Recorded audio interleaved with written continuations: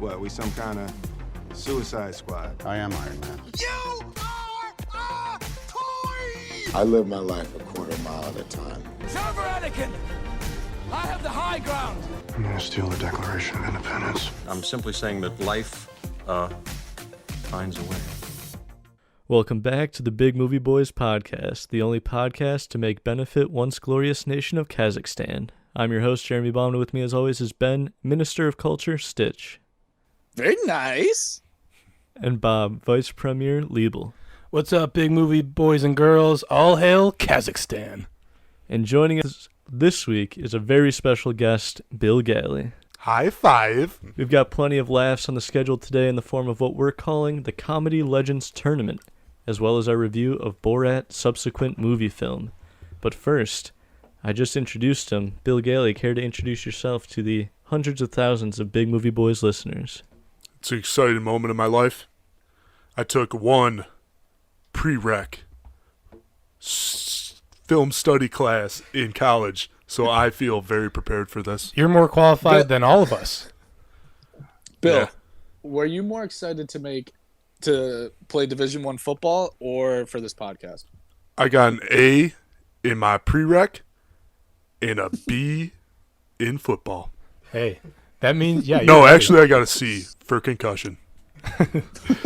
Some would call Bill the biggest movie boy, not on merits of movie love, but on pure size alone. As you mentioned, former Division I football player. I am sandwiched between a 6'7", 350-pound man and Jeremy. I'm in a big orange sandwich right now. I got orange on both sides of me right now. There's a lot worse that can happen, Bob. I could have it on all four sides. You're right. All right, well, Bill, we are very excited to have you here with us today, especially given the just kind of theme that just kind of came up out of nowhere of we're going to be talking a lot about comedies today, a lot of comedy movies. And as I mentioned, we're going to be doing that in the form of a tournament. Now, the way this tournament's going to work is that there are 16 movies, 4 movies from 4 different comedic actors, those actors being Will Ferrell, Adam Sandler, Ben Stiller, and Seth Rogen. And we convened prior to the podcast to pick 4 movies from each actor. Each conference in this tournament will be those actors' movies until ultimately we have a winner. Before we get into the tournament itself, what are you guys' thoughts on these 4 actors given their entire comedic filmography of movies, more so than the ones we're talking about today? Are there any front runners just as far as the actors go for you? For me, it's easily, I just look at it, and for Will Ferrell, we picked 4 Will Ferrell movies, but we could have done 16 Will Ferrell movies. You know what I mean? Like, to me, he is probably the funniest person on here. And yeah, I think his movies are funnier for me. So he's my quick front runner. Adam Sandler has probably the most movies I've seen. I think I've seen more Adam Sandler movies than I care to admit. Seth Rogen is probably, the more modern day actor on here. And Ben Stiller, to me, I think he's better in like supporting roles. Like the Ben Stiller roles that are funnier are those ones that he's in the movie for like 2 minutes of screen time, not where he's the leading comedic actor. But I'm pretty excited for this. I like the movies that we have laid out. I think it's going to be good. I'm curious to see what we end up with. I'm going to say right now, Seth Rogen, comedic genius. You think he writes his own it? movies? Writes his own movies. Didn't know that. Writes all of them. Really? Superbad, written. I think he wrote in like 10th grade. Damn, it makes sense. High on shit, but yeah, I like Seth Rogen movies. So you think Seth Rogen will come out the winner? Are you going to be pushing hard for Seth Rogen? I thought you were about I to don't tell think me no. that Seth Rogen did. No. Is he coming out? That's I'll date him. That's not what I I'll meant. date the hell out of him. That's not what I meant, but you heard it here first. Yeah. No, but yeah, I'm a big Seth Rogen guy, but Will Ferrell, comedic genius as well. I'm going to say it all. I'm going to say it all right now. Every one of these guys, Jeremy did a great job making this list. I love every one of these movies, but I'm going to get a little heated later. Look forward to that. What about you, Ben? Yeah, for me, I'm with Bill, where I think like Seth Rogen is like historically brilliant with comedies. Like the fact that he writes a ton of his own stuff. Like we put Superbad on here. He's not even in the movie that much, but I think he gets the credit because he wrote the movie. And then like Bob said with Will Ferrell, he's just probably the best comedic actor of all time. He's more so lately like slipping, but I guess that happens with everyone. You just have a great run and then hope that outlasts like whatever you do in the end of your career. I will say though, Adam Sandler, yeah, I know that's Bob's guy. He's not that great to me. Love Happy Gilmore, but besides that, I'm going to be fighting hard against him. Oh, okay. And then Ben Stiller, while his movies aren't the greatest, I feel like he's underrated when it comes to comedies. And I'm going to be fighting hard for Dodgeball in the end. Like I'm gonna die with that movie. Dodgeball, so he could end up winning this. Dodgeball is like the Duke basketball of this tournament. Like it's more than likely going to make it to the Final Four and is always looking for a shot at winning the national title. I think for me, I gotta lean a little bit more heavy into Will Ferrell. I do think that overall, I feel like I've enjoyed his movies the most. I definitely agree that Seth Rogen might be like overall the most, I don't want to say most talented, but maybe just kind of most well-rounded of these four. Welcome to the pod. Bill's learning.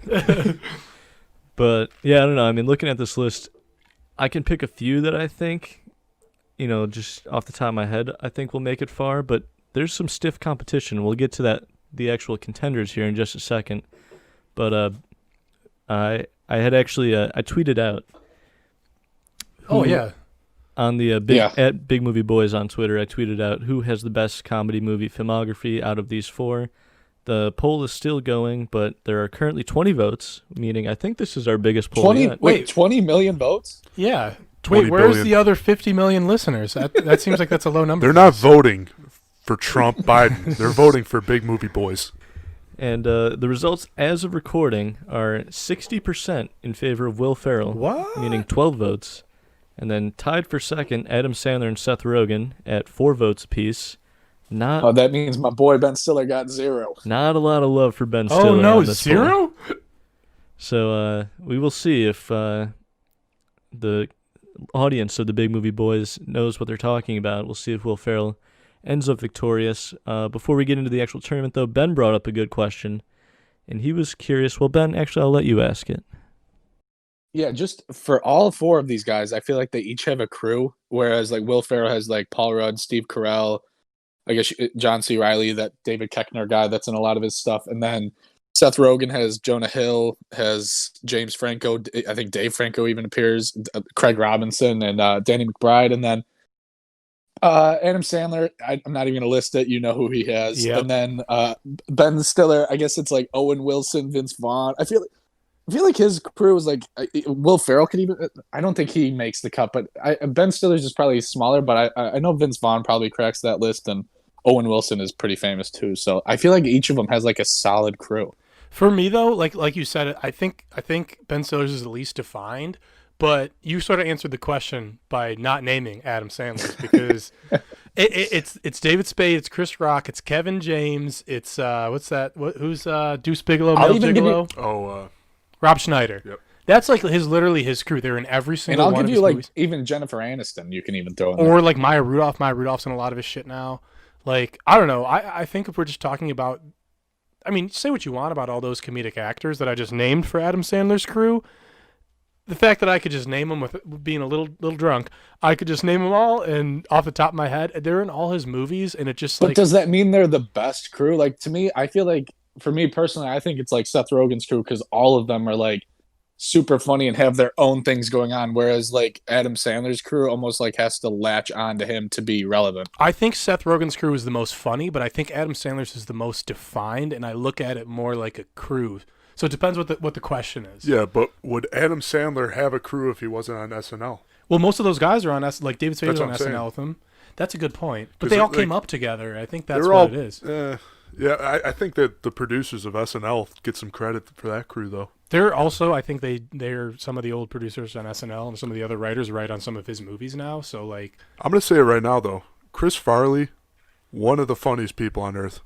Yeah, I mean that would be the Kevin James role. Kevin James wouldn't have a career if Chris Farley hadn't died. That's a dark put that on the headline. That's a dark note, but I cannot help but agree with you because Kevin James is you're right. Chris Farley SNL skits are the premier. I think I watched them when I was 10 years old, and I just loved every minute of it. But there's still Adam Sandler and David Spade there too. I feel like they were all on SNL together, and I think that's why I don't know. I think that's the whole reason for Adam Sandler's crew.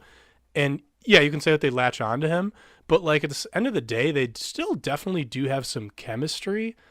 But I know for me, this is hard. I think the most defined crew is Adam Sandler's, but the funniest is absolutely Seth Rogen's. Yeah, I gotta lean into Seth Rogen's crew there.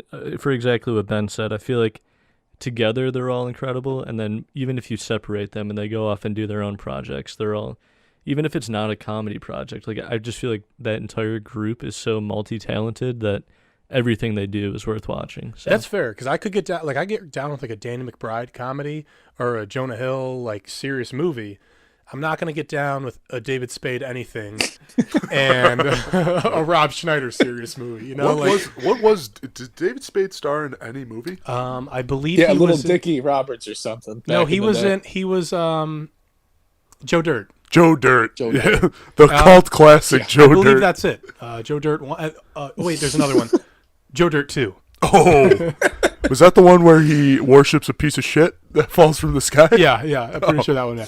Wow, that sounds hilarious. Yeah. We should give a quick shout out to Will Ferrell's crew though, with Paul Rudd and Steve Carell just being at the top, and John C. Reilly. Those guys. I don't know. Steve Carell's probably my favorite TV actor of all time, and then Paul Rudd's just a great American actor.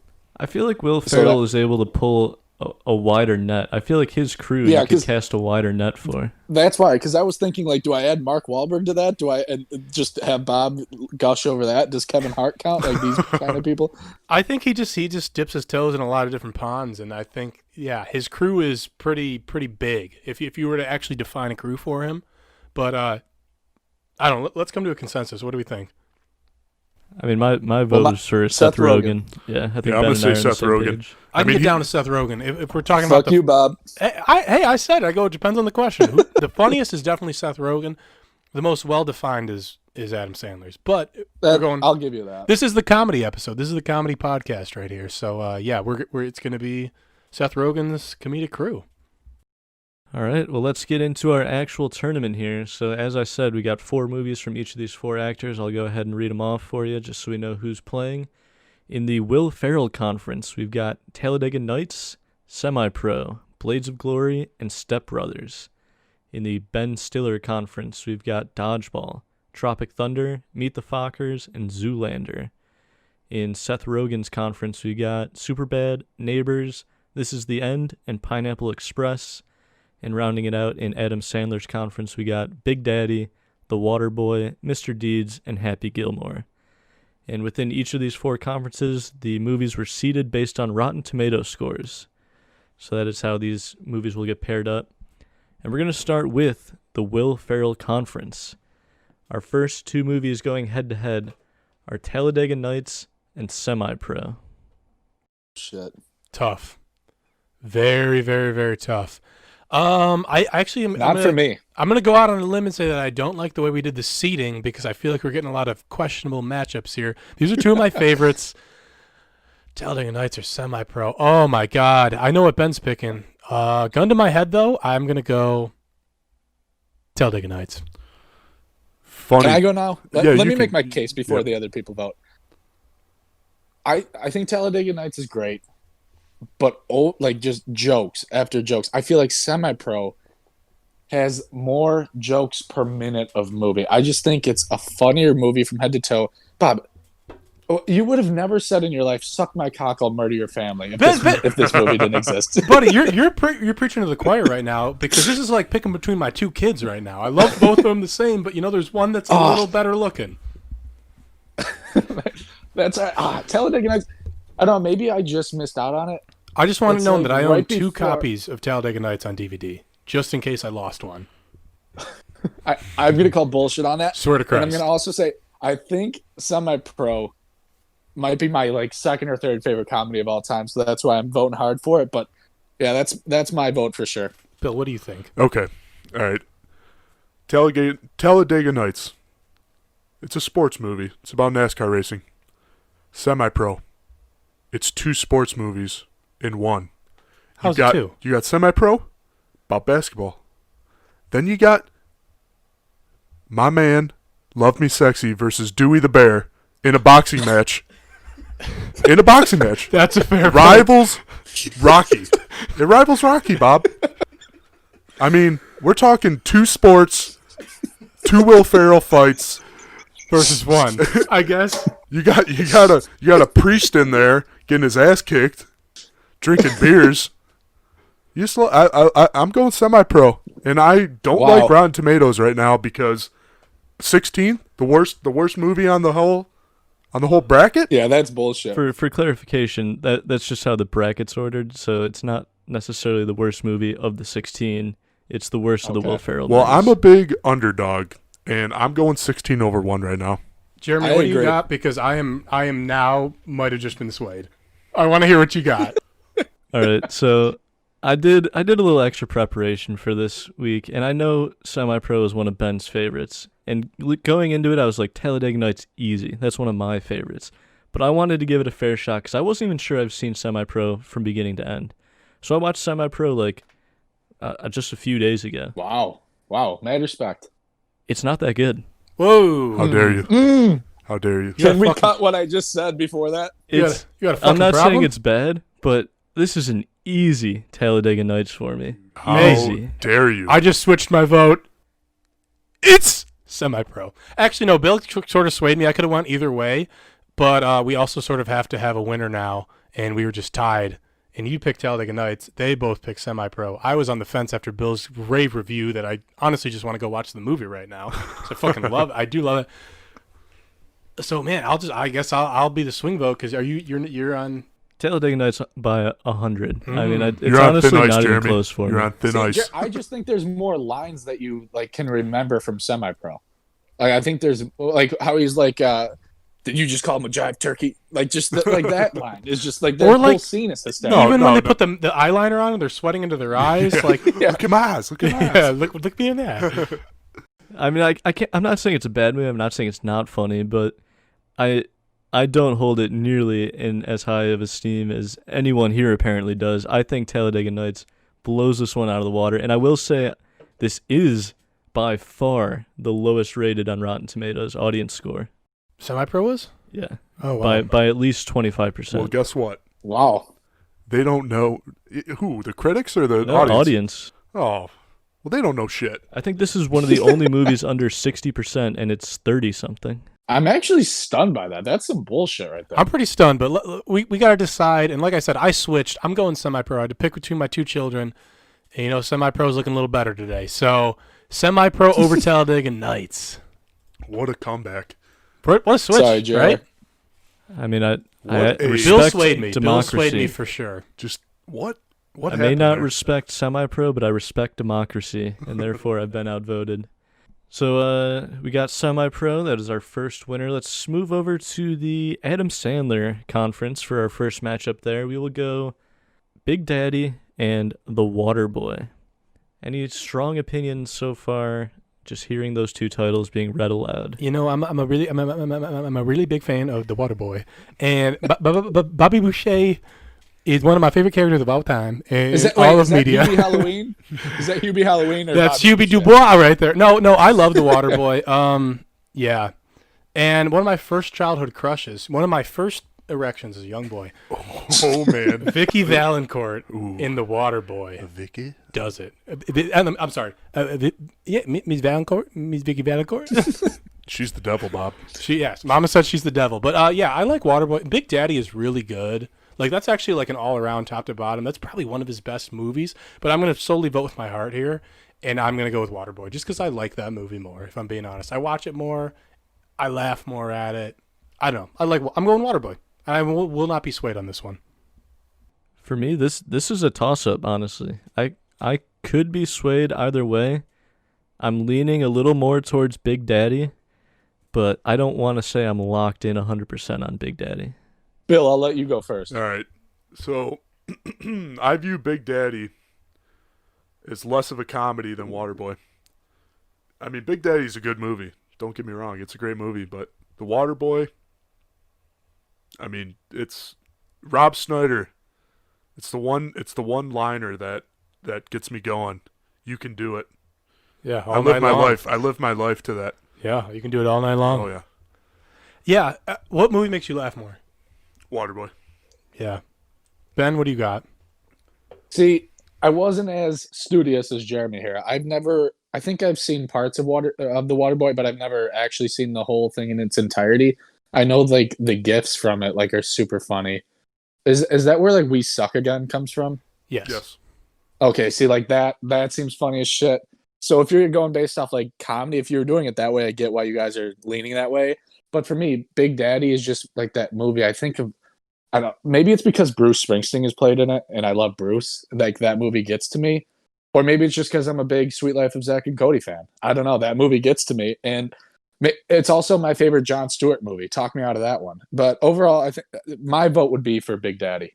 If Jeremy's on the fence, though, and we're in a headlock, I won't lose sleep over the Waterboy beating Big Daddy. Big Daddy's the better movie, but Waterboy's funnier. You know, I agree with Bob there. I agree with Bob. So, this is tough. I mean, like I said, I was 50-50. I think I agree with what Bob said there, his sentiment of Big Daddy being a better movie, but The Waterboy being a better comedy. And at the end of the day, what we're looking for today is the better comedy. So I think that's going to be 3 votes for Waterboy. AKA Suck It Ben. I did watch Big Daddy like last week, just because it's a great movie. Nothing wrong with Big Daddy. It's always on. It'll pull your heartstrings a little. Like there's some sad parts in it, but that goes with a lot of Adam Sandler. Yeah, wait, movies. what movie is Huge on hooters. more? Do you think? Oh, good question. Ooh. Waterboy. If Spike TV still existed, Oh, it does, doesn't it? it's Paramount Network now, Oh, but they play same Waterboy all thing. the time. Yeah, you know, it's just what? Oh, so we did go Waterboy. Okay. Waterboy's the pick. All right, Waterboy yeah, advances. I respect it. All right, let's see what's going on in the Ben Stiller Conference. Our first matchup there is Meet the Fockers and Zoolander. Can I just say I'm really upset about this seating because I fucking love Dodgeball and Tropic Thunder, and I couldn't give a shit about Meet the Fockers, and I haven't seen Zoolander. So I'm really upset about who this here's seating. seen Zoolander? I have. I don't think I've seen it front to back, but I must have seen the Okay. entirety of the movie at some point. Will Ferrell's in Zoolander. Yes, he is. I had a feeling when Zoolander was put on the list that I knew that Ben hadn't seen it and Jeremy mentioned they hadn't really seen it. I knew you saw it, Bill. I'm pretty sure I saw it with you.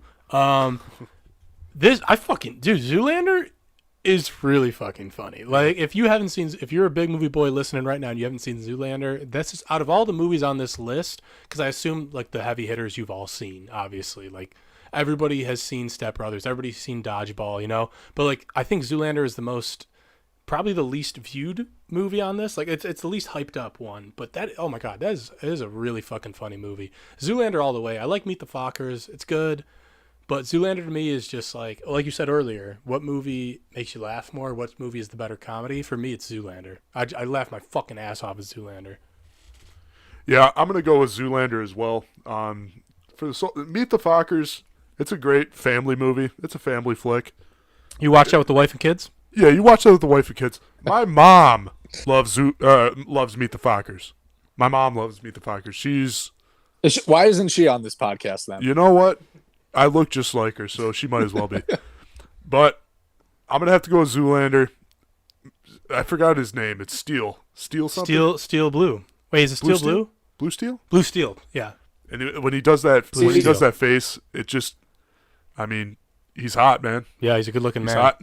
Right Water. there is why I'm gonna go with Water, Meet the Fockers. essence of wetness. And I'm gonna say Meet the Parents is funnier than Meet the Fockers.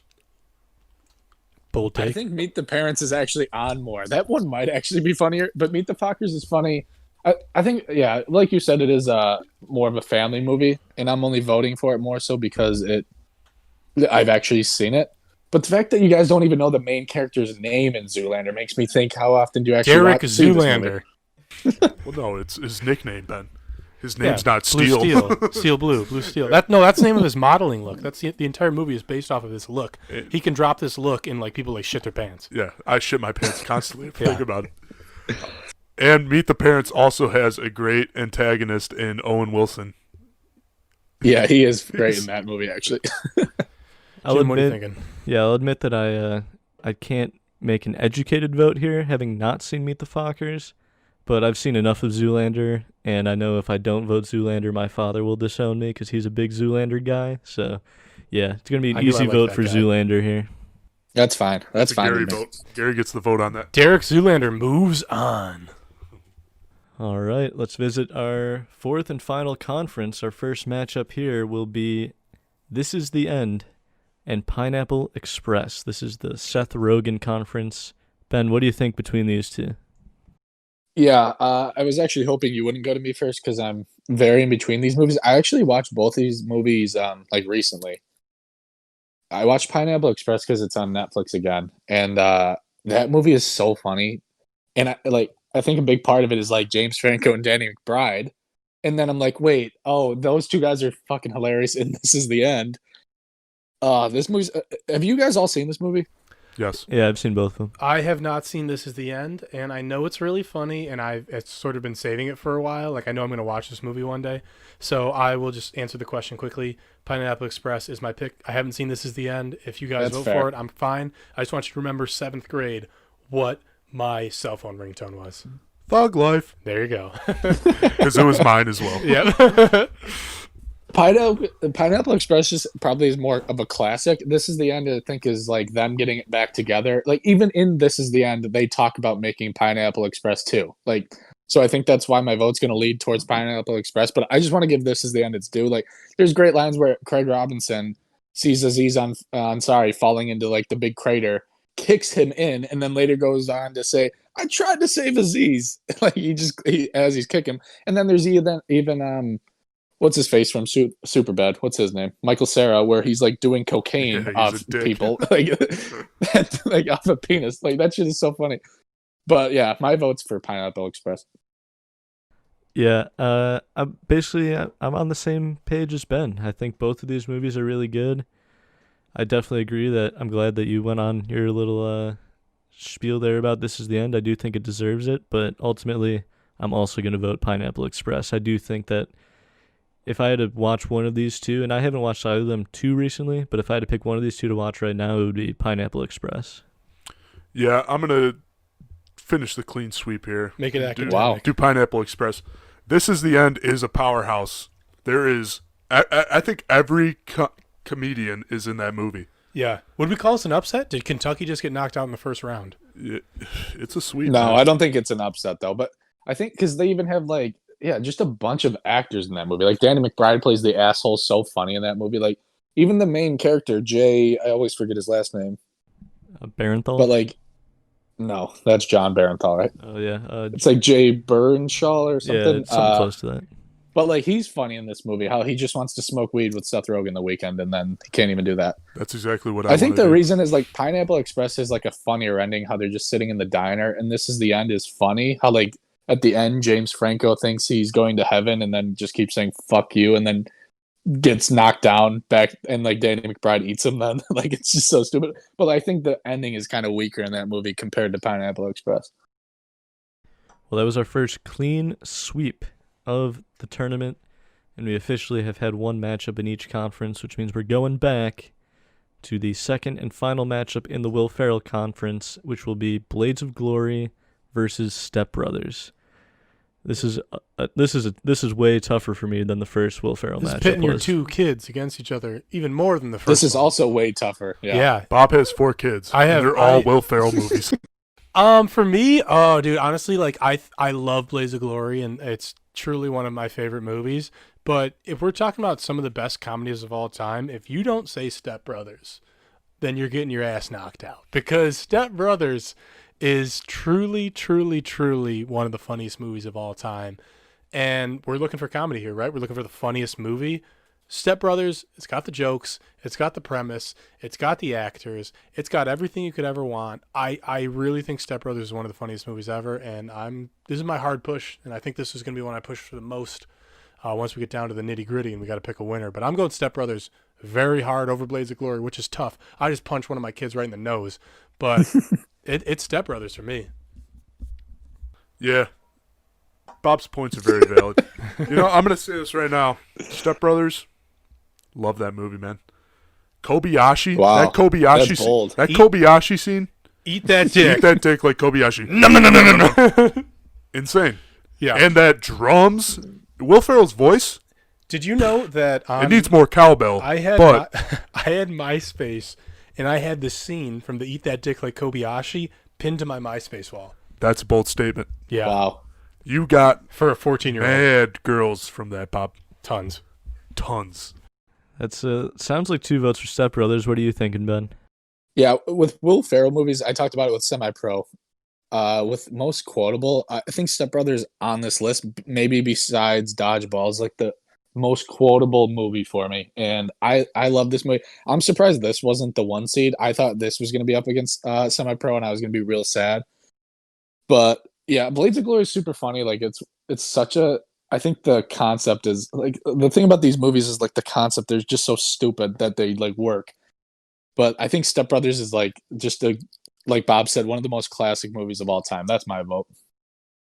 Yeah, for me, I feel like it's a little bit tighter of a race for me personally because I really love Blades of Glory. Like, I don't know. That one I feel like I might have some of the most nostalgia for. Because of Jenna Fisher in it, or? Well, yeah, of course. How do you get past that? But I mean, there's only a handful of movies I think that could beat Blades of Glory when we're talking about best comedies. But unfortunately, I think Step Brothers is one of those movies. And we're not talking bad about Blades of Glory. Like we all love Blades of Glory. And if Blades of Glory was matched up with, maybe Don't say it. I'm not gonna. But Step Brothers it's just a notch above. Everything from Step Brothers is quotable. You can turn that movie's on TV all the time. You can put it on any moment, and I'll just be sucked in until it's over. And they bleep every fucking word, but it still doesn't bother me. Now that I live only 22 miles away from Catalina, I'm just about to go there just because of this movie. Hey, you know why you're gonna go there? Because it's the fucking Catalina wine mixer. The fucking Catalina wine mixer. It's a fucking Catalina. Ben, I just want to say right now, I want to roll you up in a ball. Put you inside of it. Keep your hands off my beautiful mother, you geriatric fuck. We've been trying to stay away from the quotes, I feel like, because that's the lowest form of conversation. Is he quoting. said, let's get it on. That's great.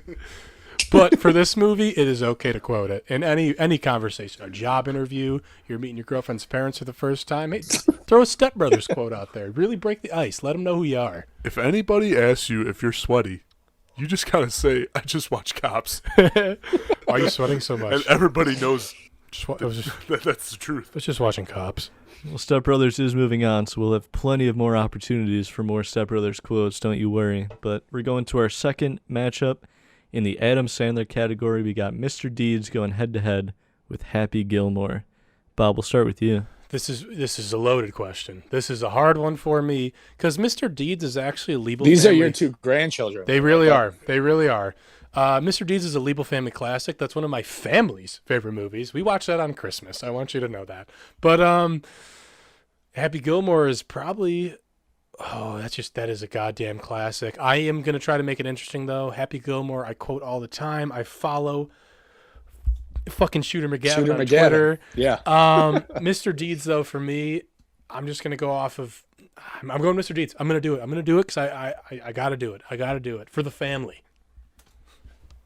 Yeah. I'm going Happy Gilmore, Bob. Okay. Fuck me. Fuck your family. Just kidding. I love the Liebels. No, Mr. Deeds is good. Like I said, it wasn't as vulgar and a little more heartfelt. Yeah, a little bit more heartfelt, a little bit more lovey-dovey. I love Winona Ryder. Happy Gilmore. I mean, the grandma makes out with Shooter McGavin in a kiss mask. Yeah, and it was nice. It was something else. I mean, that Shooter McGavin, he's one of the Lone Rangers. I mean, he is a sidekick. He's one of the best antagonists I've ever seen. Yeah, I totally agree. He hasn't really been in many other movies, but he plays his role so well as a dickhead. Yeah. For me, do you guys want to know a little Jeremy trivia fact for you? Guess what Your first boner. Okay, I'll guess it. It was probably the makeout scene in the kiss mask in Happy Gilmore. Am I right? Kiss mask. Do you guys want to know what the first movie I ever bought on iTunes was? Mr. Deeds. It was Mr. Deeds. A good choice.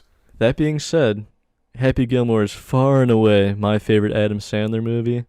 One of my all-time favorite comedies. Looking at this list of 16 contenders, I thought personally Happy Gilmore was in contention for one of my favorites. as much as I like Mr. Deeds, and I spent probably $15 on it in 2006 buying it on iTunes, I gotta go Happy Gilmore. Yeah, and I'm gonna push hard for Happy Gilmore in the later rounds. I just had to go Mr. Deeds for my namesake. I had to go there for my family would fucking disown me. That's fair, Bob. I get that. But yeah, Happy Gilmore is like one of my, I guess, I keep talking about quotable movies. This is one of the most quotable movies of all time. And this could have almost been a Ben Stiller movie too, because he is so funny in this. Is Hal Holbrook? Is that his name? I always forget it. I know he goes uncredited in this movie. I know, and he reprises his role in Hubie Halloween, which is a travesty that Hubie Halloween did not make this list. Yeah, no, it's it's disgusting, Bob. That is disgusting. But Happy Gilmore is just—it's so funny. Yeah, we were talking about like the Waterboy versus Big Daddy. Like Mr. Deeds falls in that Big Daddy category, where I don't know if it's necessarily a better movie, but it's more of a well-rounded movie, and it's more of like a family movie than Happy Gilmore is. Put it to bed, it's Happy Gilmore, and we're going to push hard for that at the end. I'm assuming all of us, we know how good that movie is. Oh, yeah. Happy Gilmore is absolutely moving on. Just, as we dwindle this down, I'm just like nervous about how hard this is going to be. Well, we got a hard one coming up right now. We do. We're going back to Ben Stiller Conference, where we've got one of the favorites, Dodgeball, going up against Tropic Thunder. Bill, what do you got to say about this matchup? All right. So both of these movies are great. I'm going to have to go Dodgeball here. White Goodman is, I said this probably 3 times today. He's a great antagonist. Just the fact that he pumps up his dick and he reads a dictionary. Like what a madman. And just a little light reading. Yeah. The dictionary? Michelle, what, on the moped when he snaps his fingers. Nobody makes me bleed my own blood. That just gets me going. It also has Vince Vaughn in it, and I think he is a great actor as well. He's got a wide range. I watched a couple movies of his that weren't comedies. I think there was one they went to prison. That was actually a really, really great movie. That's a wild movie. I know what one you're talking about. Also don't know the title of it, though. Yeah, it's like Cell Block something. I can't remember. Yeah. But anyways, Dodgeball is just, it's got my vote. I quote Dodgeball more than any. We're talking about quotes. That's one of the big things we've been talking about lately. I quote Dodgeball every fucking day of my life. I fucking love Dodgeball. Oh my God, dude. White Goodman is probably one of my favorite characters in the history of entertainment. I fucking He's the funniest. He's the funniest doubt. Antagonist of all time. Yes. I mean, I could sit here and spit White Goodman lines at you all day, but if we're talking about movies that I still laugh at, even though I've seen 20 fucking times, it is without a doubt Dodgeball.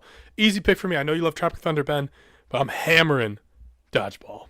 No, I love Tropic Thunder. Don't get me wrong. Maybe it's the blackface that Robert Downey Jr. does. Maybe that's what gets me. You're on record as saying that you do love blackface.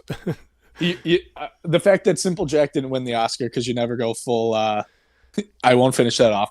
But Dodgeball, yes, this is the one I'm going to push hardest for. I think the fact that like Ben Stiller and Vince Vaughn wrote this together makes it even better to me. And I don't know. White Goodman is so fucking funny. Every line he says is funny. Like Joni loves Chachi. Even when he like at the end eats the hot dog. Anything he does in this movie is so funny. The best White Goodman line is when. Oh, hold on. I just forgot it. He's walking down the stairs. And the guy bumps into him, and he slaps his drink and his popcorn in the air, and he just goes, "What the hell?" Yeah, and there's like just even stupid parts where the sign falls on Patches O'Houlihan, which is just a great name. Patches O'Houlihan is in the running for greatest movie, like random character name of all time. But like how Peter goes, oh, I guess it's just the luck of the Irish. And then they have the sign say luck of the Irish to kill Patches O'Houlihan. That's just pure everything in that genius. movie is so funny. Yeah, this is going to be the final one where I'm voting. Actually, no, it's not. But this is another one where I'm voting completely uneducated. Tropic Thunder is probably the one on the list I think I need to see next because I feel like I'm missing out having not watched it. I can't imagine that it would sway me from voting against Dodgeball, though. No. because It wouldn't, but you wouldn't be let down, I don't think, watching it. Like No, how I'm- you know how you rewatch Semi Pro and were let down? I don't think you would be Tropic Thunder wise. either way, Dodgeball, I mean, I'd almost be surprised if Dodgeball isn't the final winner here. We have to see how the rest of this shakes out, but we've said it on several episodes before that Dodgeball, at least as a friend group, has got to be our favorite movie collectively, right? Yeah, I'd say so. And Yeah. I have a hot take about Tropic Thunder and one of the characters in Tropic Thunder, Jack Black. Not a fan. You don't like Jack Black? Not a fan of Jack I'm Black. a huge Jack Black guy. Tenacious D. One of my favorite Great movies. movie. Great movie, Tenacious D. That's but No, actually you know what? I'm with Bill on this one that he's overrated. he plays the love same Tenacious character. D. He's one of those guys. He plays Jack Black. plays the same character in a lot of movies. he's typecast, but he's typecasted himself. He doesn't even have to act. He's found a niche, and this dude. I don't know. I like Jack Black, if I'm being honest. I You mean, I can't don't- name 5 Jack Black movies. Not a problem at all. We're going to start off with the Peter Jackson King Kong movie, which he played an actual serious role, which is incredible. I forgot about that one. Tenacious D and the Pick of Destiny, School of Rock, Kung Fu Panda, and Nacho Libre. Would you Okay, like me to that's name fair. more? No, I actually do love Tenacious D and the Yeah, Pick I of would Destiny. like you to name one more, Bob. One more Jack One- Black movie, non-issue. Anchorman, supporting role. Who was he? He in plays. Anchorman? He's He- 1 second in that movie. He punts Ron Burgundy's dog off of He a kicks bridge. the dog. That which is true. a 'Cause very- he gets a burrito thrown at him. Which is a really fucked up scene in a otherwise perfect movie. I don't know why they had to have a dog killing scene. Actually, No, he's he alive did die. at the end. Yeah. Baxter survived, Yeah. man. How did Shout out to Anchorman Baxter. not make the Will Ferrell? He's a tough Oh category. my gosh, He's a tough cookie. He's got all. You know, Shout out to Anchorman. yeah. We'll Will leave it at Ferrell, that. He's He's got too many. he's- You got to he's- narrow it down. He's a funny man. This What are we podcast looking is at? going to be 3 hours long. It's gonna be a long one. We got to get rolling. Well, speaking of Jack Black, let's go back to Seth Rogen. They're not related at all. But we've got our final matchup in the first round here, which is Superbad versus Neighbors. I'll go ahead and take this one at the start. I said there's one more in this list that I haven't seen. That is Neighbors. I got it confused with Neighbors 2 when we were talking about it before the podcast. Clearly, I don't remember even the marketing for it. And Superbad is fantastic. So easy vote for Superbad for me. I'll put a bow on it because I know where everybody else is going. I'll answer it right away. I'm gonna go Superbad. Neighbors is a very good movie though, very funny. If you ever are set up in a situation where you could watch Neighbors, put it on. But Superbad's the easy choice here. What do you got, Will? Yeah. I also have not watched Neighbors yet, but I did look at the funny scenes on YouTube, and it was pretty hilarious, not going to lie. I'm going to have to put it on the list to watch fairly soon. But Superbad, I mean, it's It's Superbad. it's super badass. I'll say this about Superbad. I think I say this every time I talk about it. Probably one of the best movies for the first hour. It's so great. Like it's got classic lines like "You scratch my back, I'll scratch," or "I scratch your back, you scratch my cock." Like classic lines like that. Jesus And Christ, then man. the last like 45 minutes, or I don't even know how long the movie is. I think it just slows down. The funniest parts are like then with McLovin, with Seth Rogen, and Bill Hader with the cops. Neighbors is great, but yeah, like that's a movie I want to watch again. But Superbad is a movie I know I'm going to watch again. So I think that's why that's easy to pick that one. Even though Seth Rogen isn't even in this movie more than 15 minutes. This is a Jonah Hill No, movie. I rewatched this one fairly recently.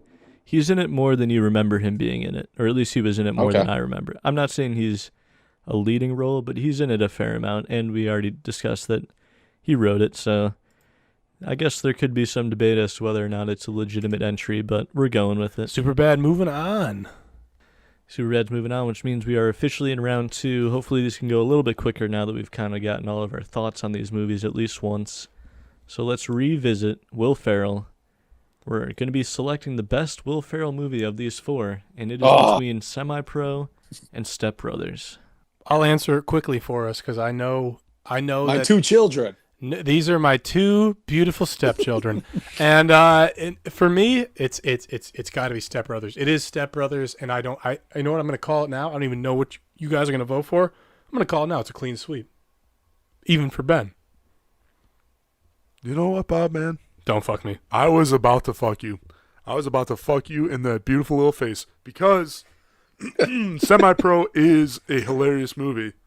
I'm going to go watch it later, I think. I'm just going to watch it again. It's probably the 20th time I watched it. But Step Brothers is all around just, it's a classic. Probably Will Ferrell's, now I'm talking myself out of it mid-sentence.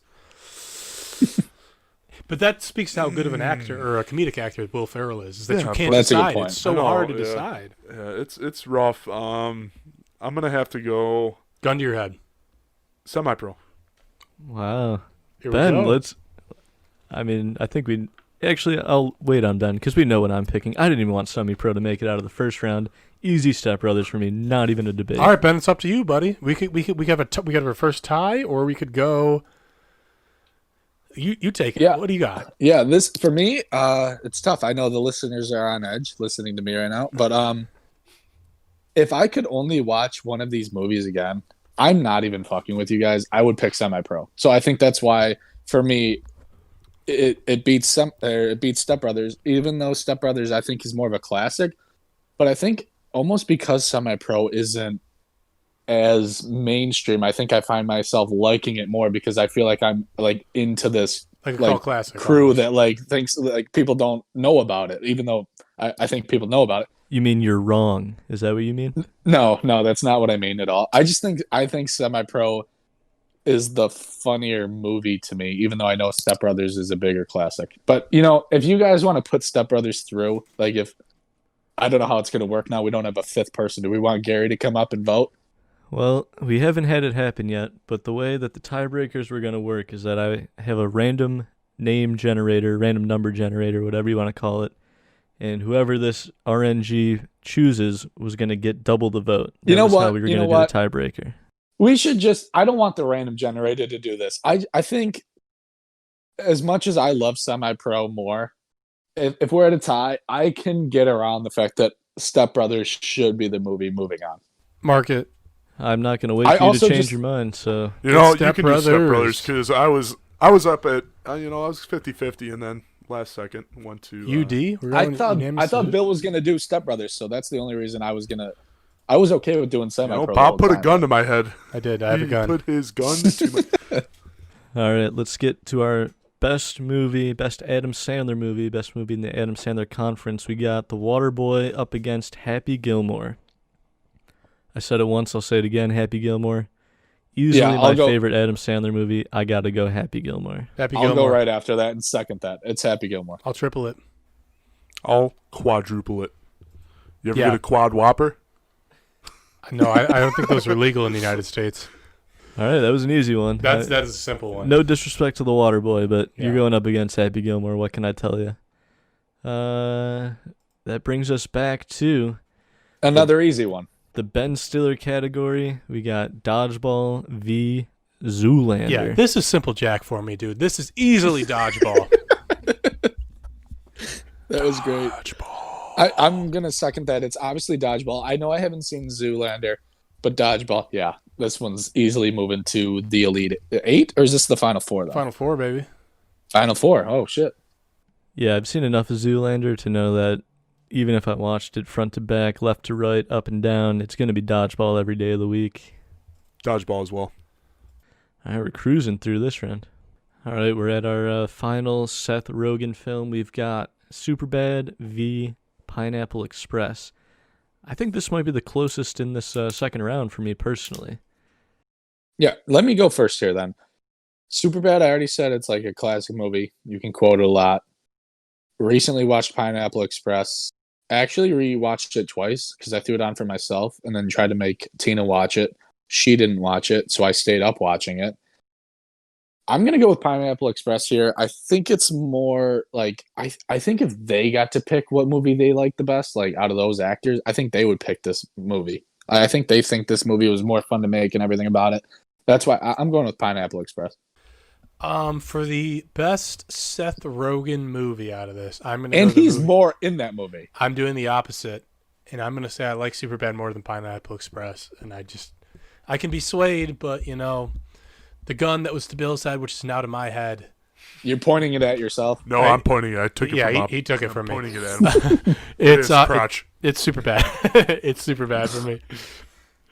Like I said, this is probably the closest one for me in this round. But Wait, shouldn't we go with the movie? He wrote both movies. Shouldn't we go with the movie that he's actually in? we're going with whatever movie we vote for. But I'm leaning towards Pineapple Express. I think I gotta lean that direction. As good as Superbad is, honestly, it's kind of a coin flip. But something inside my heart makes me want to vote Pineapple Express. James Franco plays the best drug dealer I've ever seen in my life. He is, isn't he going to Harvard? Does he have a degree in Harvard? I think he went, yeah, something like that. He's a professor. He's a professor at Harvard. Pretty sure, yeah. So, as a big weed guy, On your other podcast, Big Weed Weed we're Boys. we're pro weed podcasts. No, I don't know. But Pineapple Express has my vote here. All right. This was not a unanimous one, but it sounds like Pineapple Express is taking the Express all the way. I think that's to the an Final upset. Four. I agree. I do think that's an upset. Wow. But what I'm not upset about is this Final Four here. I think we got a good selection of movies. It will be difficult moving forward. And so to start the Final Four, we're going to keep Pineapple Express on the top of our minds. It is facing off against Happy Gilmore. This is the Seth Rogen conference facing off against the Adam Sandler conference. Officially, the first one that we're voting on with different comedic actors. Where do we go with this one? Where are we feeling? Let's be real. Like let's look each other in the eye. Looking you in the eye. Looking you in the eye. Ben, you're not here, but I would be looking you in the eye right now. All jokes aside, what do you think it is? It's Happy Gilmore. How dare you? Whoa! I was not How dare expecting you. this. Happy Gilmore, great movie. One of the What? first movies I ever watched on DVD. Not VHS, DVD. Clear distinction. Why does that matter? But, no. You want to know why it matters? Because I'm throwing a curveball here. I own a PSP. And guess what? The only movie I have on PSP is Pineapple motherfucking What? Express. My dad bought me Pineapple Express. He bought me a PSP for Christmas one year. It is the, this is a movie podcast, but the PSP is so underrated. It was way ahead of its time. And I watched Pineapple Express on that little 3-inch screen. You were like That's like 12. I that's was like me 12. watching Mr. Deeds on my original first-gen iPod Touch that had like a Yes. 2-inch screen. Catch Billy on his two other podcasts, Big Weed Boys and Big PSP Boys. So what are you going with? You're going. What you kind of just put a heartfelt sentiment out for both. Well, Pineapple Express. You're going P Express. I'm going P Express with my Wait, PSP Jeremy, Express. I know what you're going with, so let me go first. Pineapple PSP Express. I think Happy Gilmore is more of a classic, but I think Pineapple Express makes me laugh more. This is why it's tough. We're not putting Pineapple Express in the championship fucking round. I'm going to choke Bob, you hey, up, Bob. I'm part of the Big Movie Boys. I can do whatever I want. There's no way that this is gonna make it all the way to. It's a great Yes. fucking movie, but like the movies that has Hey, made it hey. over. Bob, you had your time. Please let me talk. Can we mute him? Is Yeah, this a we're gonna mute him. presidential debate? Can we mute him? That'll be great. Ben, you have 2 minutes uninterrupted. With all that being said, though, even with Bob interfering, I think we have to go with Happy Gilmore because it is more of a classic. It is more quotable, which is like probably my biggest standard for voting here. Even though I think I laugh more at Pineapple Express, I think Happy Gilmore is that movie that it's on more. It's probably a movie I'll watch more in my life going forward. It has the better antagonist. Shooter McGavin's like a classic. I'll go with Happy Gilmore, even though Bob swayed me to vote against it when coming at me. Well, we all know my vote is going to be Happy Gilmore. As good as Pineapple Express is, and I did vote for it, Happy Gilmore is just on another level for me personally. So, yes. Fuck your PSP, Will. I'll die on that mountain. Well, you'll be dead there with Pineapple Express. I'll be dead there This is with the harder Mr. part now. Deeds' This is the harder Mr. part. Deeds, uncle. Mr. Deeds and Pineapple Express. So we've got our first finalist being Happy Gilmore, and it will go against the winner of Step Brothers v. Dodgeball. This should be the championship one. It should be. I'm all for it. This is hard. It's like the Western Conference in the NBA. You know, Yeah. Yeah, this is a hard one for me. I guess I'll start it off. Oh my fucking god, this is hard. Is anyone actually like sure as of now? I don't know. Yeah. I have something where I want to go, and I'm going off what you just said, Ben, where you said what movie is the most quotable. These are both heavily quotable, but if we're talking about like quotes that I live my life by and things that'll like, I could literally be staring at myself in the mirror and shoot a dodgeball quote out, and I'll laugh in my own fucking face. Oh, this is so tough because these are both two goddamn classic movies. I might, oh my lord, I'm gonna have to go dodgeball. I'm gonna do it. I'm gonna do it, and I'm gonna stick to it. I'm gonna go dodgeball. I'm gonna go dodgeball. You know what, Bob? I agree with you. And my It's thought hot, process it's hot. here is, I brought up the antagonist. The better antagonist. I mean, I don't even know who the I mean, is Derek the antagonist in Step Brothers? I guess technically. They're like each White- other's antagonists. Yeah, at it's the more or beginning. less them against each other, but Yeah, I got. Yeah, White Goodman is, like I said before. I mean, he makes the movie, and it's props to Ben Stiller. I mean, he's just. doesn't it feel like plays a great role. White Goodman is almost the main character, even though he's the bad guy. He's Yeah. way more charismatic than Peter LaFleur. When you And- think of this movie, you think of White Goodman Yeah. way before Peter LaFleur. I don't Yes. think of Vince fucking Vaughn. And Step Brothers, I mean, it's there's two main characters. You know, you have two mains. White Goodman he makes the movie. Step Brothers, I mean, it's Will kind Ferrell. of Will both- Ferrell is better, but at the end of the day, I mean, I think I'm going dodgeball with this. Yeah. For me, as good as Step Brothers is, I feel no guilt voting dodgeball. It's simply got to be dodgeball. I agree that quotable is got to be one of the biggest factors when you're thinking about what the best comedy movie is. And even if I had just watched Dodgeball 45 minutes ago, if I had to pick one of these two movies to watch, I would pick Dodgeball again. And that's nothing against Wow. Step Brothers, because as I said, picking from these four actors, I picked Will Ferrell, and I think there's more Will Ferrell movies than I like than any other. But ultimately, I don't think Will Ferrell has made a movie that's funnier all around than Dodgeball. I think White Goodman has the best comedic performance out of all these movies.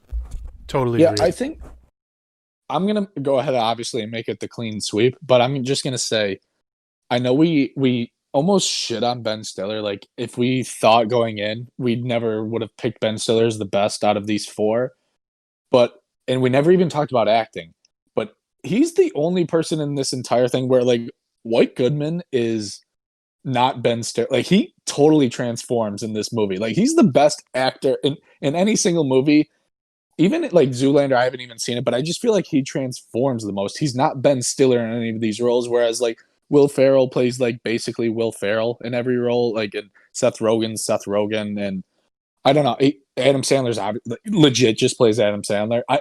To me, Ben Stiller, like in this movie, is a complete transformation, and he's fucking hysterical. This movie is so funny. I And love it will be- love that point you just made about that Ben Stiller actually does play different comedic characters in every one of his movies.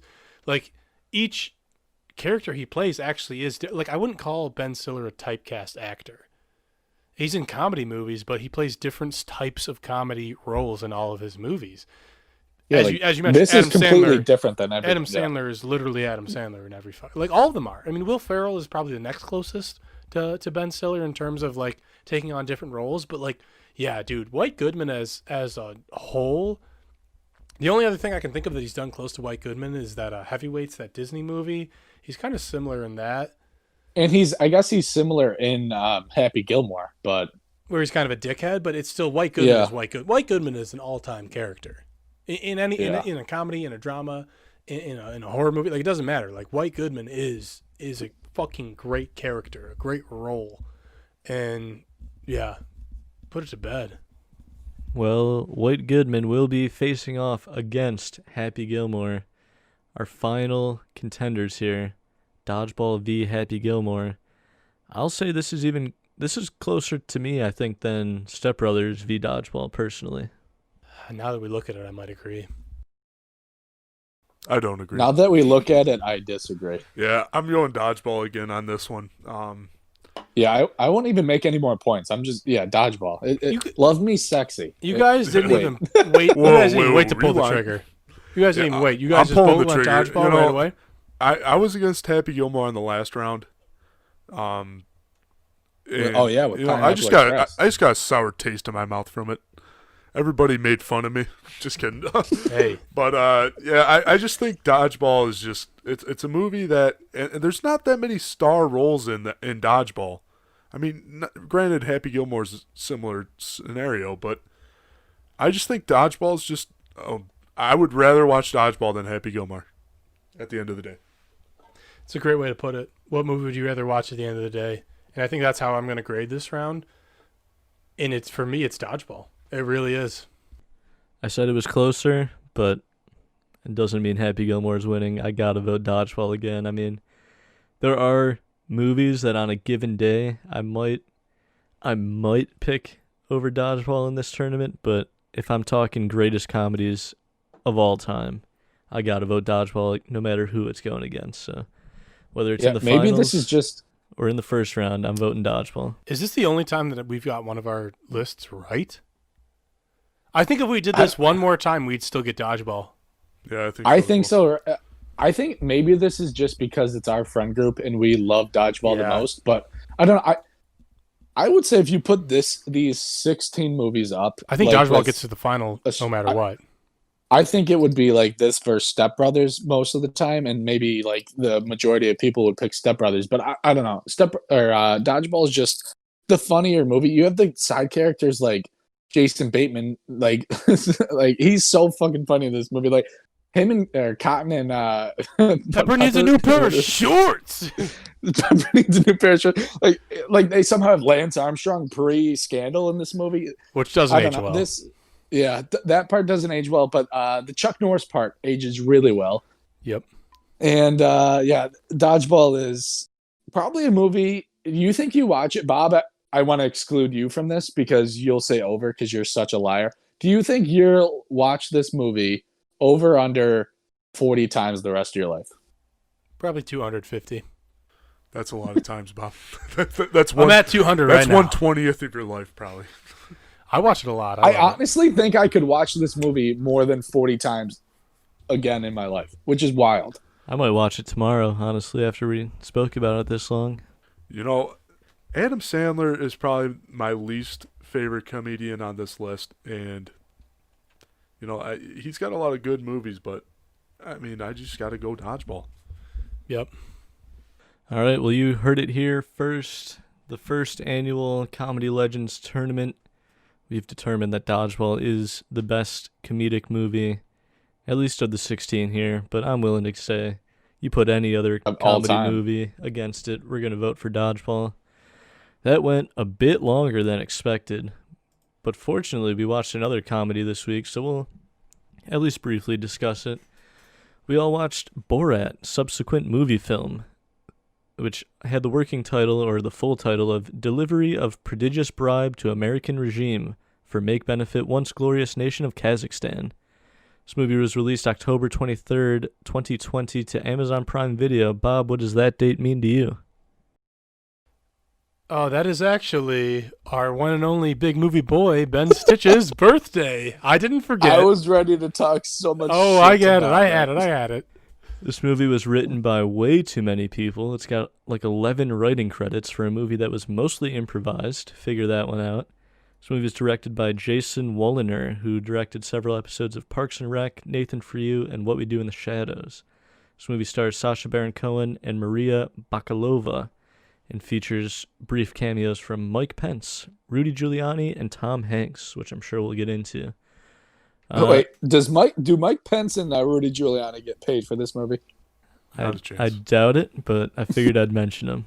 Michael Penis. I think we'll go full spoilers. So if it's a comedy, so we're probably going to ruin a lot of the jokes for you. If you don't want it spoiled, pause the podcast, watch it, come back. I don't think we're going to spend too much time on it because we've already been recording for a while. But I'm curious as to what your guys' history with Borat is. Have you seen the first one? and then your just general impressions on this subsequent movie film. I didn't see the first one, and it's just always been on my list for a while. I know Borat's funny. I know people love it. I just never saw it for whatever fucking reason. I never saw it. And when this came out, this was all over Twitter. This was all over everything. And I wanted to watch it, and we decided to do it for the podcast. And we watched it, and I liked it for the most part. It was pretty good, right? Like, I laughed. I thought it was pretty funny.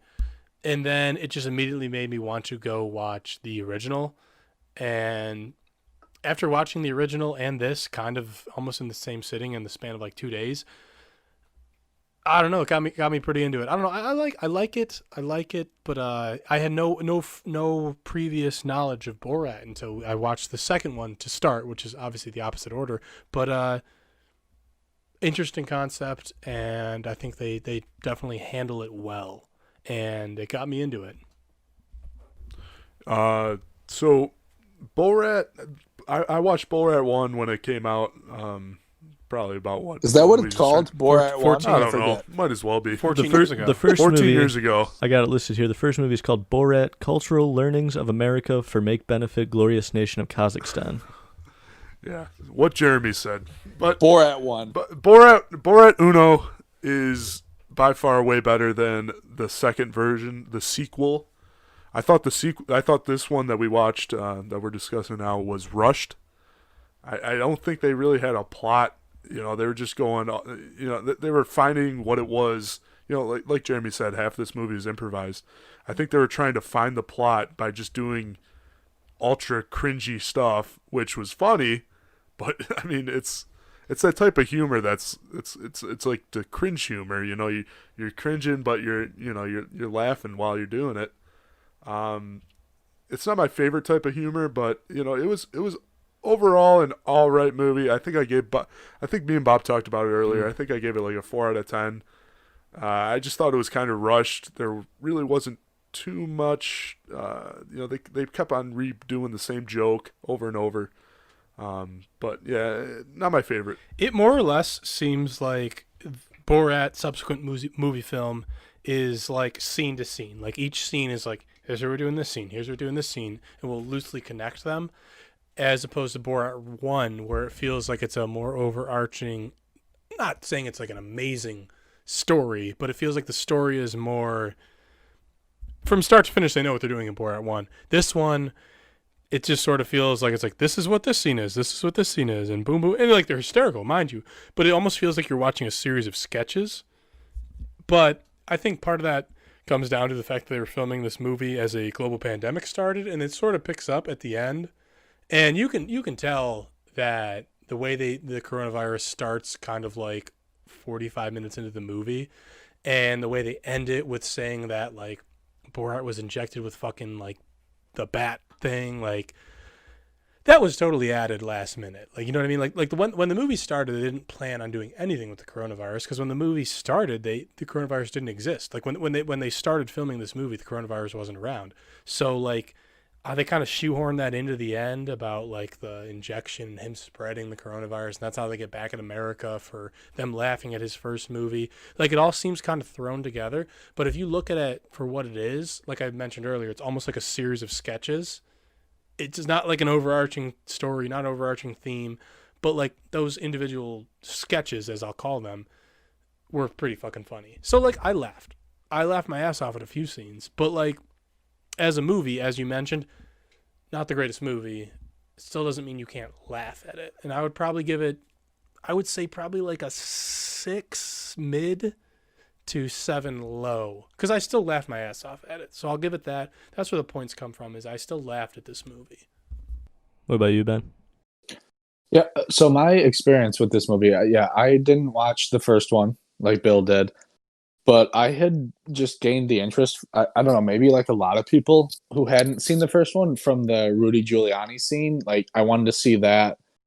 And I guess when I saw it, it wasn't really a letdown. I still think Rudy Giuliani was like trying to have sex with this girl, which once again, maybe we shouldn't get political on the big movie boys, but another reason to not like that administration at all. But I don't know. I hadn't seen the first one. I thought this movie was funny. I thought the girl was funny. There was a lot of weird ass scenes. I do feel like it was thrown together, but I almost think they were making this movie, thought they had a plan, and then coronavirus hit, and then like they were probably thinking, "What the fuck do we do? Like, what the fuck do we do? Do we cancel or do we like still try to get this movie out before the election?" Which I'm assuming that's what they were trying to do. And if that's the case, that's probably best case scenario of what you're gonna get. And I thought they still like made you laugh. They have the Jew scene like with him in the synagogue. That was funny as shit.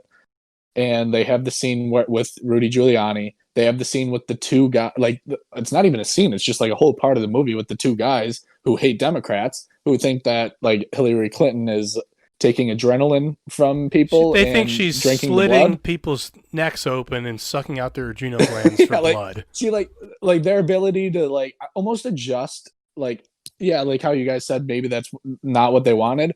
But I think it's almost like a credit to them to somehow still come up with this. I haven't finished Borat, so I'm like 45 minutes in, like I said. And so maybe if I watched that whole thing, maybe I'd be more disappointed by this. But I think with what they had to deal with going through the coronavirus, I think it was hilarious. I thought it was really good. Do you think what you've seen of one is funnier than two? Yeah, I think so. But I think that one, they had a plan and they were able to like stick to it the whole time. Now, what do you think though? Like, if the coronavirus didn't hit and shit didn't hit the fan, do you like I almost want to see what would happen, like how this movie would have ended, and that's like what I'm saying. For. Like, maybe it wouldn't even have been as good as what it was, and then like in that case, I think it would have been shittier. But like the fact that they had to deal with everything they had to deal with, and like he's still like the babysitter like doesn't know she's in on it. Like no one really knows they're in on it. Like that's the point of Borat movies. But I don't know. I'm more high on it just because I think it's like a really impressive way of getting like a mockumentary out there. Yeah, I think I'm closer to where you're coming from, Ben. So I hadn't seen the original Borat, but I was familiar with the character. Obviously, my wife, very nice, like all that shit. Like you kind of can't get away from it. But I had never seen the first movie. I watched this one just because it was kind of getting a lot of buzz around it, and I really liked it. I didn't think it was like the funniest thing I've ever seen in my entire life, but I definitely enjoyed it. I then went back and watched the first one. I was like, all right, if I like this one, I think I'll like the first one. Watching them in that order, it feels like they took the training wheels off for the first one. Like the first one is just absolutely absurd. And it almost feels like they put the training wheels back on for the second one. I do think a lot of that is because they filmed the first half of it pre-pandemic and the second half post-pandemic. But I think I agree more with you, Ben, where I'm almost more impressed at their ability to pivot and just kind of say, all right, well, our plan is screwed. Now we fully improvise. We don't know exactly where this is going, but we just kind of have to go with it and see what happens. And I think that it's probably the best case scenario for the context of the global pandemic and everything that's happening. I think it makes the movie better, as to what you guys were just saying, that pivot that they make. And I mean, and I just criticized it for saying that like midway through the movie, they switched to like, oh, now the pandemic's taking over and this is what our like plot line is. At the same time, though, I think that's almost what's going to make this movie be remembered because it was filmed during the pandemic. It had a lot to do with the pandemic. It came out during an election year. It's obviously, this one is way more focused on American politics than the first one. And I think it just makes it more memorable. And like some of these scenes are funny because of what's going on right now. And I don't know. I just think that maybe we don't realize it right now, but in like 5-6 years, the way they were able to pivot and add this coronavirus storyline, mid-movie, I think they'll be commended for that. And I think this movie actually might age better. I think in the future this movie will probably come off better than when we first watched it. I think in hindsight this movie might be better. But off my first viewing, it is what it is, but it was very funny. So I will say, if you enjoy either of these movies, I think honestly one of the most entertaining things you can do is then to go read the trivia about these movies because it only makes them better. For example, like, you know how there's a large portion of the movie where Sacha Baron Cohen and Maria Bakalova, who I agree was really good in this, are speaking to each other in a foreign language. In Kazakh is what they want you to believe. But Sacha Baron Cohen is speaking Hebrew, and I believe she's speaking Armenian, or whatever country she's from. Well, There's I thought she Speaking- was Bulgarian. It could be I could Bulgarian. wrong there. I might be misremembering from the first movie. But in either case, they're speaking two different foreign languages to each other and just acting like they're understanding each other and having a conversation. And that's supposed to be like a bigger comment on Americans not being able to discern between two different foreign languages, which I think is just hilarious the entire time. And then you guys already brought up those super conservative right-leaning guys that he lives with. Apparently, according to IMDb trivia, he lived with them for 5 days without breaking character. Holy shit! I was just about Yeah. to, like, once you brought them up earlier, I was going to ask, I go, how long? Because it felt like that scene was a long time. Did they know what he was during See, that's that what I'm concert? confused about. I'm kind of confused because it seemed like they were totally confused by him, and they thought he was a real person. And then when that concert hit and he was doing that crazy thing there, it seemed like they were in on it. But I mean, regardless, I mean that when he was singing those songs and those people were just going along with it, That was I mean, that was The disturbing. Wuhan flu. It just- That yeah. shit was funny. Yeah, that I was mean, my favorite part. it was scary to me, man. It was like these people it like was scary because we know how we lean, like us four. Yeah. But my thinking was like, with those people, like, first off, question is like, What are do you they mean, in on it those because people? like why else? Like why else? Well, like the two guys, like how Yeah. else are they in on it? Like, are they in on it because the camera's on them? Like, what are they telling them to like let them be okay with them like being with this guy for that long? But then also like, besides the fact that like I disagree with them politically and I think they're terrible people, that they were also singing along with the "Let Obama Get the Wuhan Flu." Like, I think that's terrible. But also nice enough people to let some random foreign stranger in their eyes live with them for 5 days. With cameras. With cameras, and they also, even though I'm assuming they're against homosexuality, I'm starting to think they may have been for that. I think Yeah, why were those two yeah, dudes what- hanging out and living together? in a wood cabin? Just two dudes alone. I think someone brought it up earlier as well when he goes into the synagogue. Was that during the podcast? Did someone bring that up just a minute ago? Yeah, we did. When so that, according to IMDb trivia again, is that old lady who was in the Holocaust and he's like making fun of Jewish people to her, and she's like, I'm not a bad person, I was in the Holocaust, all this other stuff. And that's, I think, maybe the cringiest moment in this movie. Apparently she's the only person that they let in on the fact that this was just a joke and a mockumentary. And you'll notice that it was also dedicated to her because I guess she died shortly after filming wow. it. But supposedly, she's the only person in the movie that they let in on the joke. Well, that's wild because I know the babysitter was like upset that she wasn't let in on the joke, and then like a bunch of people raised money for her because she became unemployed because of the coronavirus. But like, that is wild that many people. I don't know. Like, even the guy sending the faxes, he's okay with sending those on camera. Like, I'm just confused. Like, how is he not let in? I would on love the to know joke? how they did that scene. No, the most. So I think my thought on the cringiest scene was the father-daughter dance.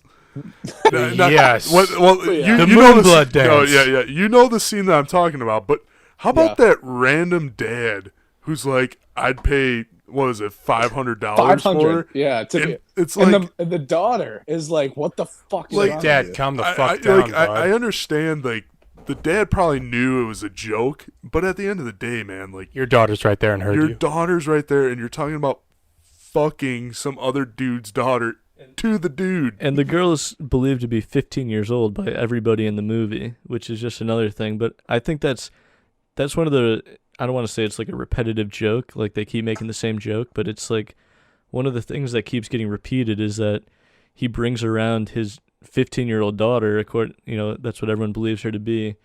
And all of these people just make the most disgusting comments, like the plastic surgeon guy who, like, in front of If you weren't here, yeah, he goes. Borat if you is weren't, like, if your your dad wasn't wasn't here. here. Yeah, exactly.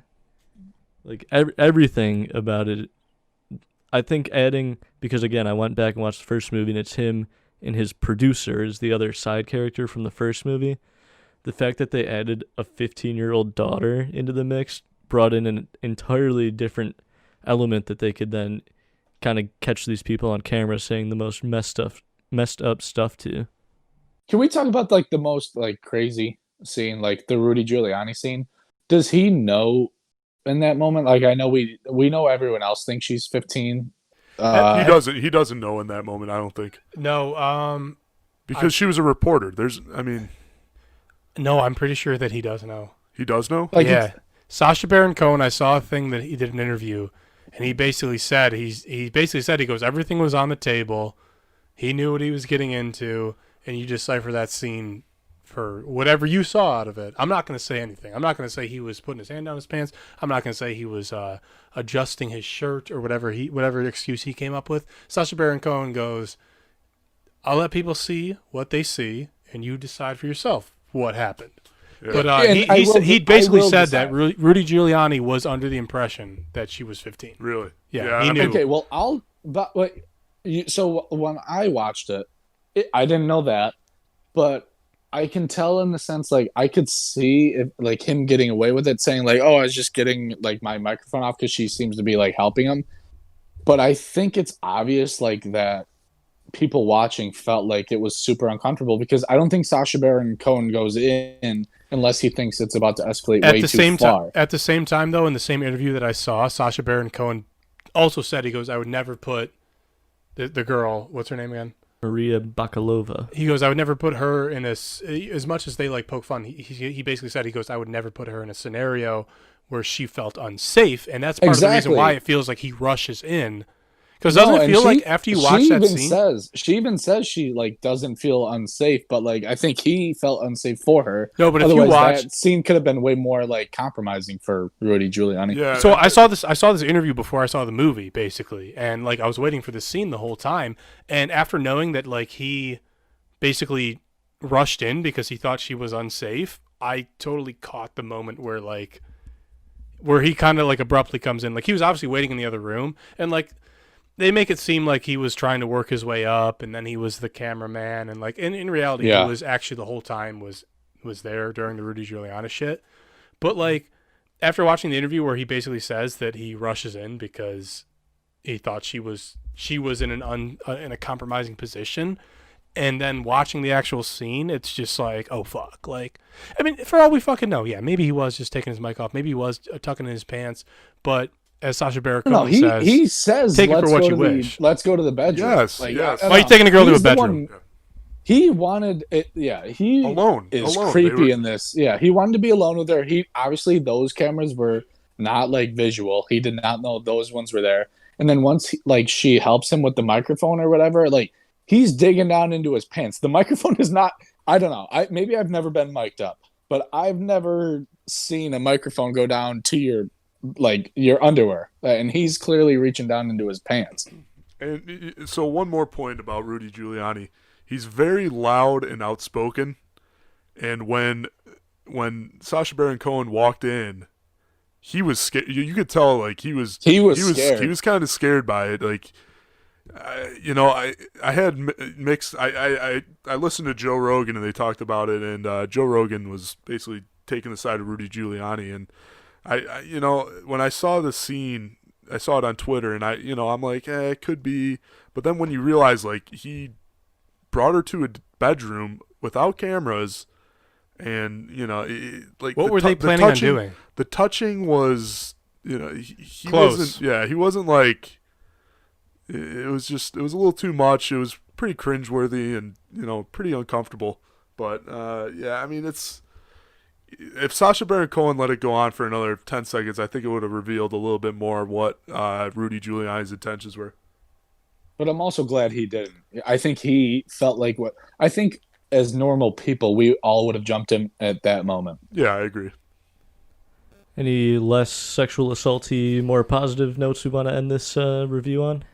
I would say watch it. I honestly and if you saw the first Borat, and you haven't seen this one yet, I don't know what you're doing. But even if you haven't seen either, I'd say, in my opinion, because I watched 2 and then 1, watch 1 and then watch 2. And, I don't know. Make your own opinion. But, if you haven't seen Borats, they're a unique style of comedy. They're funny. They'll make you laugh. Go for it. But as someone that watched 2 and then 1, I would say if you haven't seen either, watch 1, then 2, and then make your own opinion about 2. And watch Bruno. Watch Bruno because Bruno is probably his funniest role. I want to watch more of his shit. I really think he's really funny. I think Bruno is a funnier movie than Borat. Yeah, I think he's great at like making these characters, and I almost want to like.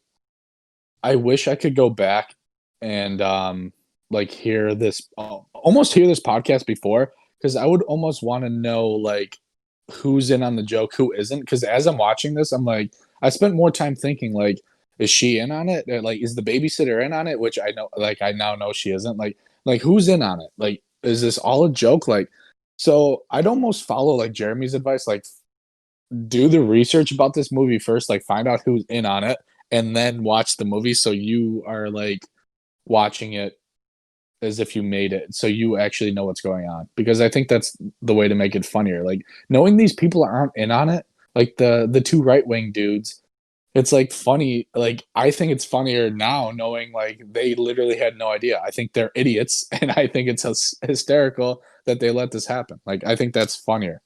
So I would do it that way. I'm going to slightly disagree with what you and Bob said. Granted, this is the way I consumed this content, but I think the correct way to watch it is you watch the second movie, you watch the first movie, and then you do your research. I think, granted that's how I did it, but I feel like that I have a better appreciation because watching them in that order. The first movie, I feel like, is so much further off the walls. There feels like an escalation when you go from 2 to 1. And then when you go back and you kind of learn all this stuff, it only adds to the experience. And I think you might be a little too focused on that stuff if you read it before watching the movies. So that's why I make those recommendations. Maybe I'm wrong, but that would be how I recommend viewing these. With all that being said, Bill, thank you very much for joining us today. I was excited for the offer, and I appreciate it. And I had fun with you guys. Boys. I almost say guys and boys at the same time. Boys. You're my boys, dude. All right, we'll be back next Monday with a probably shorter episode than this. Thank you as always for listening, and remember, go vote. We'll see you next week.